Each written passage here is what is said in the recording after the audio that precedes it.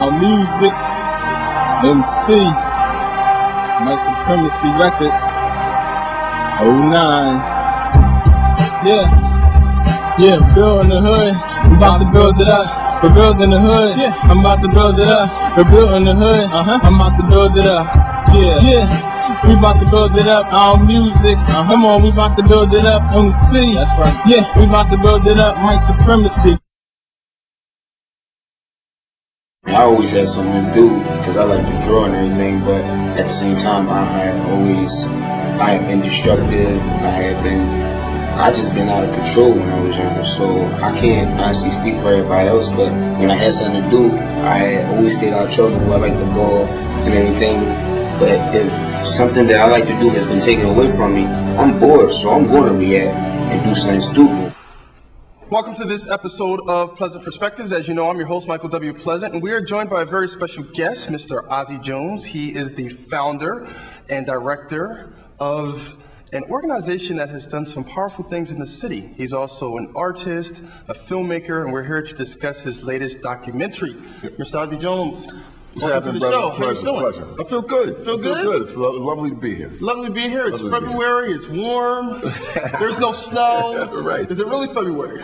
Yeah, it is. I love it. Okay. We did the intro, and we actually took a look at that clip of that young man. I believe his name is Kyrie. Yep. Out of the school. And what was interesting from his perspective is that if he had more creative outlets, Right.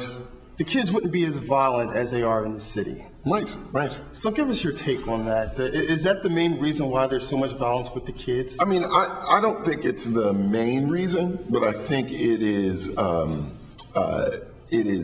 a core reason. I think the main reason is neglect. That a lot of our young people are being neglected by their families, are being neglected by their neighborhoods, are being neglected by the school system, and neglected by the sort of powers that be.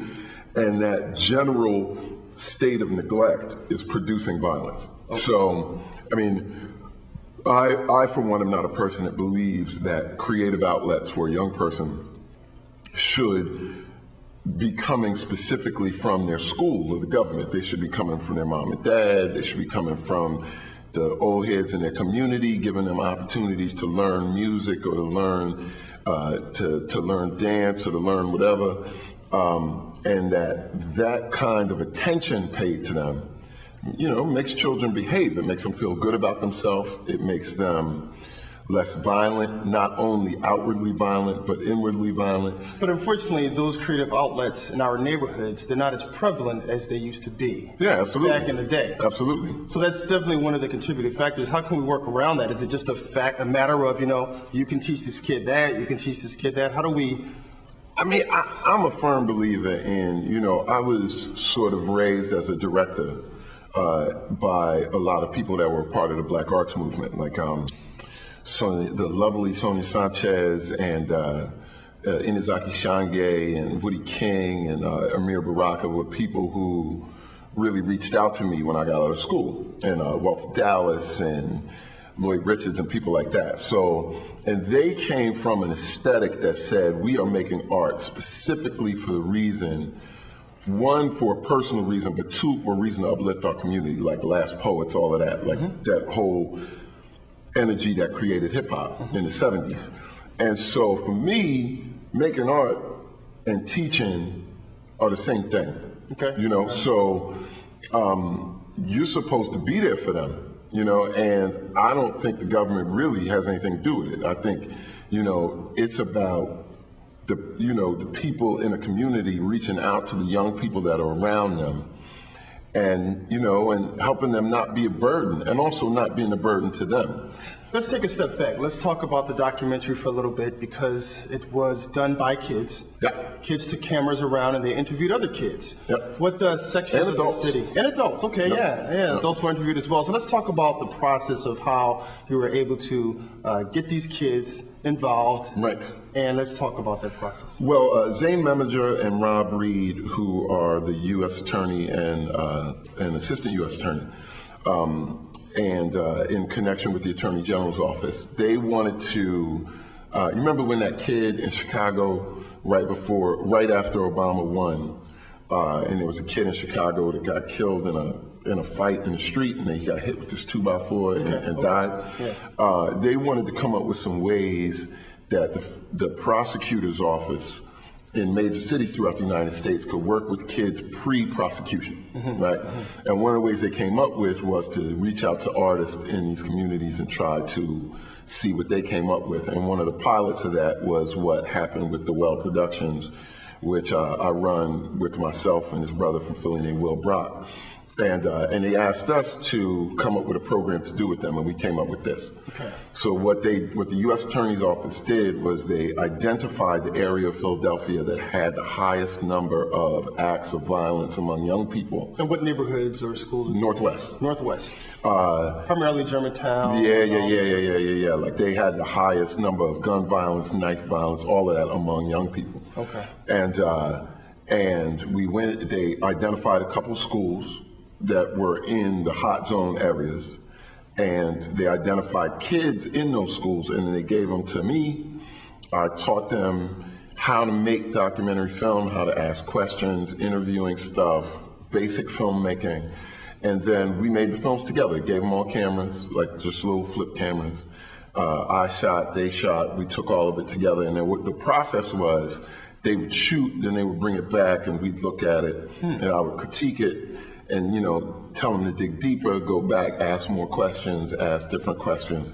So. And what type of questions were asked? And did the kids actually come up with the questions themselves? Oh yeah. I mean, it was sort of both. It was teaching. So, like, they came up with questions, but they're kids. Yeah, so they want to fill you out. Like, they want to know that as a teacher, I'm not faking it. Okay. You know what I mean? So before they give up a bunch of private, really personal, sensitive stuff, we had to get to know each other. Sure. So, in the beginning, the questions were stupid, like, why is violence bad? Like that kind of stuff. So, but, we would dig deeper, and I was like, I'm not using any of that footage. I want you to ask questions that put you and the interviewer in some kind of danger, because that's one of the basic tenets of making a documentary, is that you ask dangerous questions, questions that are not only dangerous for the person to answer, but dangerous for you to ask them. That's what makes documentaries that are good. And it was important to me that the film be good, like that it wouldn't be a dog and pony show where, you just get a ghetto kid some cameras and then it don't matter what it looks like, just because you can say you did this. Okay. So I spent a lot of time with them, making them focus on the questions. On the question, on the shots, like, they would come back and, people out of the frame and all that, take it back, get it again. And so, then they started to bring me stuff like, well, my aunt, somebody killed her son. Okay. But I don't know how to really ask her about that. I was like, well, see, that's what I'm talking about. You gotta ask her. Yeah. Because that's healing. You know what I mean? Like, because that's what. So did it seem as though that it was a healing as the kids were being interviewed, and it seemed as though because one of the kids in the movie actually said that. Like, one of the kids in the movie said, I was difficult for me to answer questions at first, but I really started to see that the more I asked questions, the better I started to feel. Okay.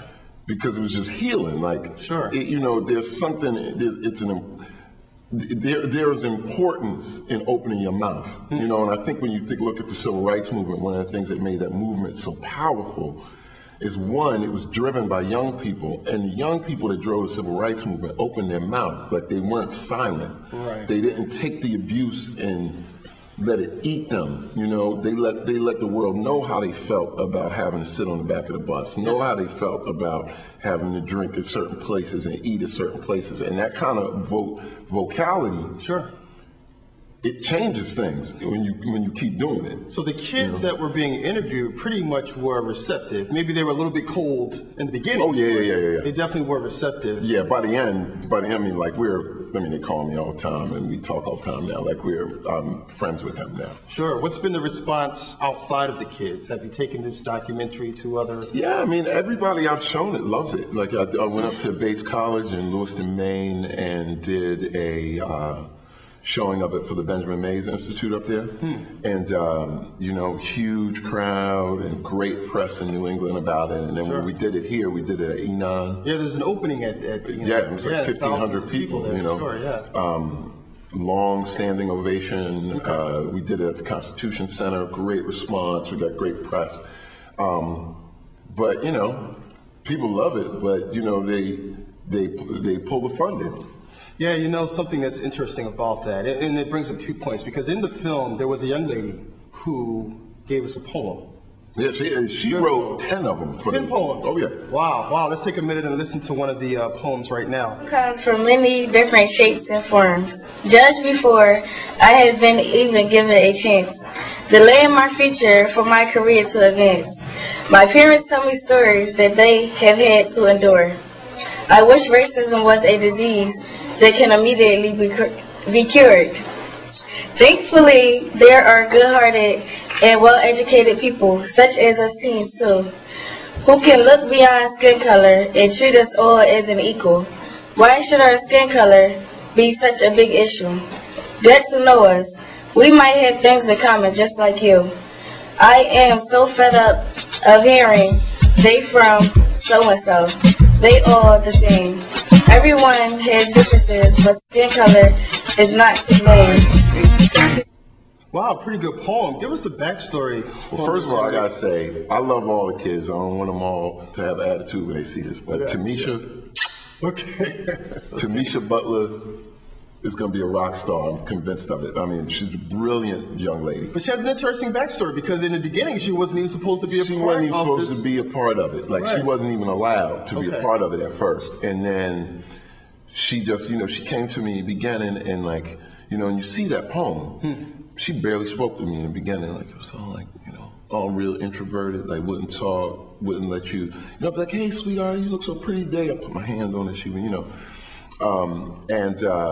And she just kept coming. She would come early, leave late, like she was real focused. Now, why wasn't she allowed to be a part? I'm not really sure. I think it was because I think she had gotten in some trouble at school or something. Her grades weren't good or something, and they weren't sure that she would have been a positive part of the process. And she ended up being, as far as I'm concerned, one of the best parts of the process. For me, just as an artist, not just as a teacher, but she's so talented. Like, she's such a talented writer. And the first poem she brought to me in class, and she made me leave the room with her and read it to me. And she's like, well, what do you think? And I was like, what? We're going to put it in a movie. And, you know, and I want you to write more. You know what I mean? And she started bringing them and bringing them and bringing them. And it hit me. I was like, I can't be the only person that is in this little girl's life that has said to her, or that has seen that she writes this well. Like, she's not just interested in writing. She's got a real hand on it. And she's some real proper talent, you know? She's very gifted. And I'm like, you get all the way to 14 and ain't nobody see this? Well, I think older than that. I think she might be 15, 16. I'm like, ain't nobody see this? Like, what's going on? So, you know, who's in your classroom? Who's teaching you English that they don't know how good you are at this? You know? You mentioned the word funding earlier, and it makes me think that, you know, they removed the funding, so therefore you're not able to share the documentary, you're not able to get back into the schools and do other types of... Well, it's not so much share the documentary, it's this is what I do. So when you pull funding, then it means I can't be there as often as I would like to, because I gotta eat, I gotta go make money. And you know how it is in government, man. Whenever things get tight, the first thing they pull money from is arts and education. It's the very first thing. And I can now say I've been teaching in and out of schools and making art in schools for now 20 years, or almost 20 years. And the schools I've worked in, from Camden to North Philly to whatever, where the kids are dancing, singing, painting, writing, and making music, they don't fight. The ones where they don't, they rumble all the time. Because there is that creative outlet. There's that creative outlet. Exactly. And, you know, and I also work in, you know, some really high-level prep schools like Shipley. Like right now I'm doing something at Shipley on the main line.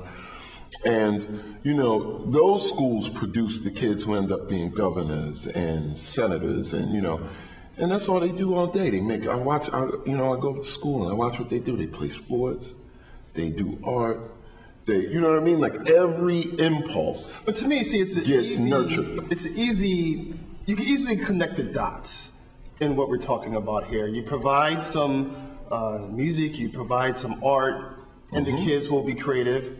they don't fight, they don't get in trouble. If you provide, if you don't, then that's when you have some. I don't understand why legislators who remove the funding from the schools can't easily see that. I think there are two reasons.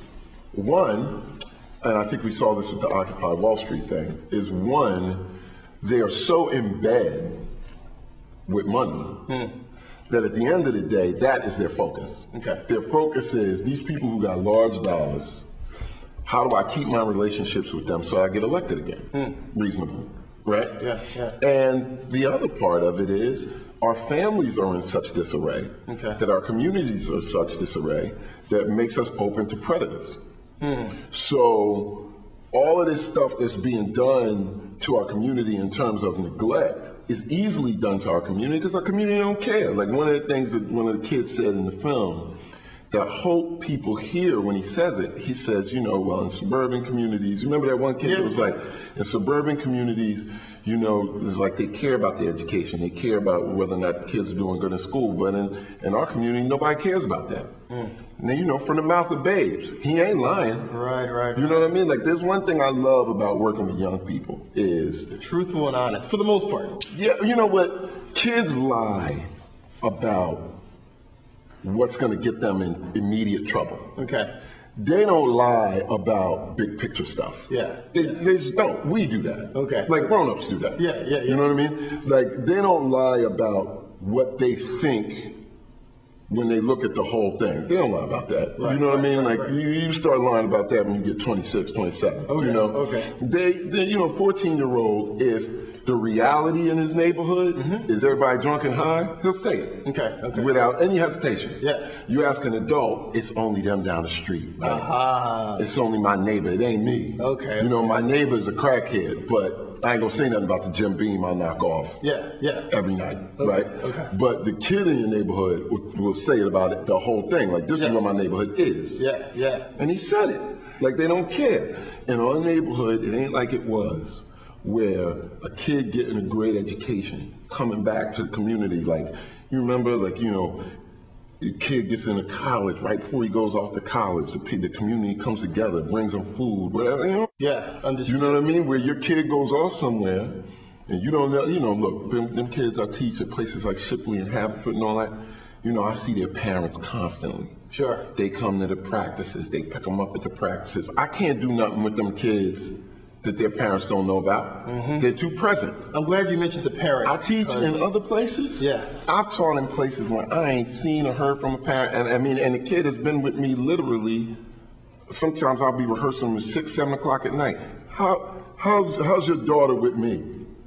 Till 7 o'clock at night, and she's 13, and I ain't never seen your face. See, I got 2 children, I don't understand that. Okay. And I don't understand how you blame that on the mayor. Well, I'm glad you brought up the parents. That's you. I'm glad you brought up the parents, and I'm glad you brought up the mayor, because the mayor, the government, city government, had a response to the rash of violence. You know, they put some curfews in place. Right. They wanted to open up some extra recreational centers where kids could go to. Do you see that as being a real solution to some of this violence? Well, you know, I have to be ginger with this response because... Oh, don't be ginger. Well, I have to because I made the film with them. Okay. All right. But the honest answer is Yes. that in the time I have been around both the U.S. attorneys and the mayor, particularly the mayor, because you know, I think he, the man, like that sermon, the sort of outburst he had about it At the church there. Yeah, like he, the man, I think really feels like that. Okay. Right? But the reality is that the only reason government-wise that we're even talking about any of this is because it happened downtown. That's it. Yeah. You know, like ultimately those people downtown got rolled on. Yeah. Like they call it a flash mob, but ultimately they got rolled on. Yeah. I've been rolled on. Yeah. I'm sure you've been rolled on. Couple times. Seen people get rolled on. Like, so when you uptown, you get rolled on. When you're on 16th and Chestnut, it's a flash mob. Okay. Do you see what I mean? Yeah. So, you know, the kids have seen large groups of kids chase down one kid and stomp them out. Probably once a week. You know? And there is no congressional meeting. Okay. There is no curfew that's put out. And I felt like the curfew was a unfortunate and unfair response, personally, because can you imagine being 17 and you gotta be in the house by 9 o'clock. You know what I mean? Yeah. Like, that's just so unfair. Like, I can't even imagine if I got a girlfriend, I gotta go to the movies by 6, because if I go to one by 7, we might end up in the back of the paddy wagon when I'm trying to get back to North Philadelphia. It's just mean, you know? What response would you're not in favor of the curfews, what response would you possibly give?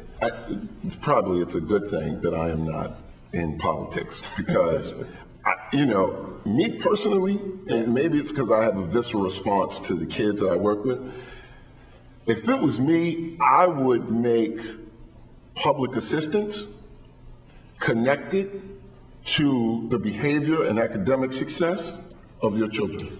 Wow, dude. That's a very interesting answer. I mean, I'm just saying, that's what I would do. Because my thing is, let's say you unemployed right now. But not all the parents of these kids are on public assistance. No, they're not. But I'm just using it as an example because it's a neighborhood example. Okay. Right? It's a neighborhood reality. That's just the case. Yeah. Right?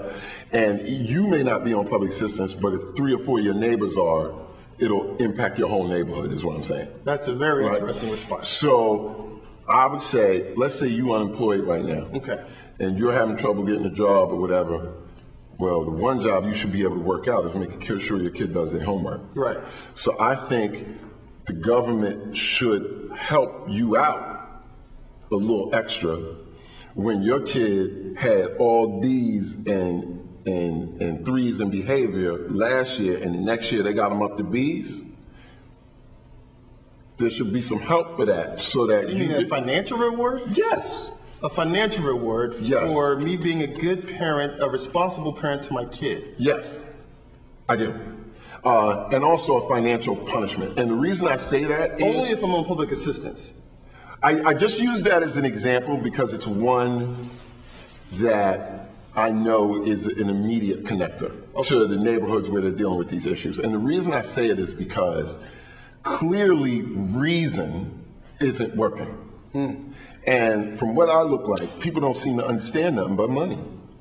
Like nowadays, it seems like you can't talk to nobody if it ain't about their money. Like you can't talk to them about social responsibility. They're not trying to hear nothing about brotherhood and family, and you on public assistance this year, but I'm not. So I make sure you get some sugar. I make sure you get some, you know what I mean? You can't pick your kids up from school, so I make sure your kids will be, like, clearly that's not happening. Right. So I'd rather see that than punishments that are only leveled on the kids. Because for me, it's like, you know how in our community we say all the time to kids, just real quickly, we say all the time to kids, stay in a child's place. Yeah. Right? Yeah. Like, I'm the adult, you're the child. We love to say that to kids. Well, to me, the subtext is, if I'm the adult and you're the child, then that means that I am in charge of your behavior. That's what it means. Yeah. So how is that no longer the case when you mess up? Now, I believe... Do you know what I mean? Yes, I understand, but I do believe that the mayor has decided to hold parents accountable for when their kids may have been picked up in the paddy wagon. We're going to call the parents. We're also going to fine the parents. I believe that was somehow another... I mean, I hear that, but my problem is the kid that's in the paddy wagon. Like, I'll give you a perfect example. My mother-in-law lives on South Street. Okay. And, you know, my son has grown up down there, and he's 14. Yeah. So it is very reasonable that he could, and he's not a hanger-out, like, you know, great student athlete, goes to a great school, you know what I mean? He could very easily be picking up some medicine for his grandmother at Rite Aid, because she can't get up there and go do that, and it's 9:30. Yeah. And then I got to go pick him up in the paddy wagon. For me, the issue ain't the fine I get. The issue is what that does to him psychologically, that now he's in a paddy wagon. He feel like, you know, and this is a kid who is really actively not trying to be that kid that ends up in no paddy wagon. Okay. You know? Okay. Yeah. And now he is, because he outside. You know what I mean? Like, the issue isn't them. The issue, this is what I was trying to say with the films. Like, the issue with these kids' behavior isn't them, it's us. You know what I mean? Like, us with the neglect. Us with the neglect. Us with the allowing. Like, when they close our community centers and, you know, and have a high school. See, when your high school has an auditorium, and it ain't been used for anything for a decade, it's the parents' fault. How you don't go, but when you do see the parents is when a teacher says something to them that hurt their feelings. Then now all of a sudden you see them. Now I don't see you when I'm calling you telling you he's had all F's for 2 years. I don't see you. But you know, he takes a swing at a teacher and the teacher has to grip him up. Then the whole family at the, you know what I mean? Like there's gotta be some response to that, because for me, and again, it may sound like a mean response, but it is our community that they are lashing out about. Like it's not like the 70s. They're not lashing out against the government. Okay. They are lashing out against their people. That's why they acting like this. Like, and I spend a lot of time with young people, and I know this is not the 60s, it's not the 70s, it's not even the 80s where it was the drug thing. They are lashing out about what they believe to be the neglect of the communities around them, which includes their families. Now here's the thing, right? And the people is what make up the larger community. Precisely. So how can we possibly get the individual parent to see, hey, you need to be a better parent, and then we get better parents, and a better community? That just sounds like a very arduous task. Well, I think it's, you know, like everything else, brick at a time, right? Which is why I do what I do. Okay. I think education and connecting to the community has to get sexy again. Because this is America. People respond to the money, they respond to the sexiness. How do we get it sexy? People like myself, like my man Tom and Rata Johnson, who coach the AAU team that my son is on. Okay. And I'm bringing them up, and Ike, this brother named Ike at Marion Anderson, at 16th and Christian. Like these are brothers who quietly, you know, have dedicated all of their free time to working with young brothers. Now they're doing it through basketball, but they, you know, they use their money, they use their dollars, and these are young brothers that are cool too. So, you know, the kids that they deal with, they look at their coach and they go, oh man, he's cool. Like he's not corny. Like I could see him in my neighborhood walking around. I could see him chilling like this. And I think we need to start holding our stars more accountable. For what they are actually doing in the community. Because as far as I'm concerned, God has blessed hip hop. Like our age group saw hip hop come from nothing to being illegal, to being as core a part of American culture as McDonald's is. And there is so much money in hip hop right now. It is a disgrace before God that Queens does not have a community center fully stocked on every corner. Considering all the wealth that Queens and Brooklyn and the Bronx and Harlem and Chicago and Atlanta and North Philly. You understand me? Considering the dough that's coming through these guys' hands, and not just the dough that's coming through their hands, but the what's the word? The connections, the power connections that these brothers have now.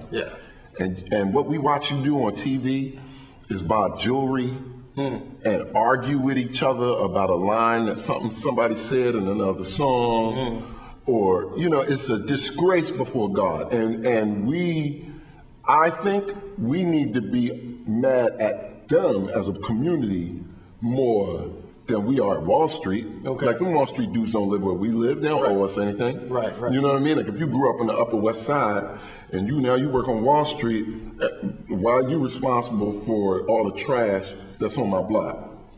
But, you know, if you're 50 Cent and there ain't no reason in the world, the neighborhood at least the neighborhood where you walk the streets every day and went to school every day, there ain't no reason, there's no way in the world you can tell me you have absolutely no responsibility for massive illiteracy in that community. And I'm not even talking about lyrics, I'm talking about how you spend your money. You know what I mean? How you go to people's schools, like who are you interning these kids so they get to see how the lawyer in your company works, how the marketing director in your company works, like for real, like this, like you buying jewelry, is what I'm watching you do on TV all the time, like that.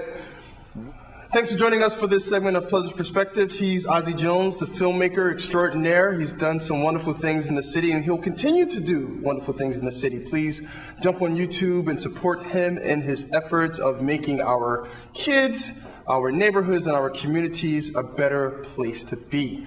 Once again, thanks for joining us for this segment of Pleasant Perspectives, and we'll see you soon. Thanks a lot, dude. Our music, MC.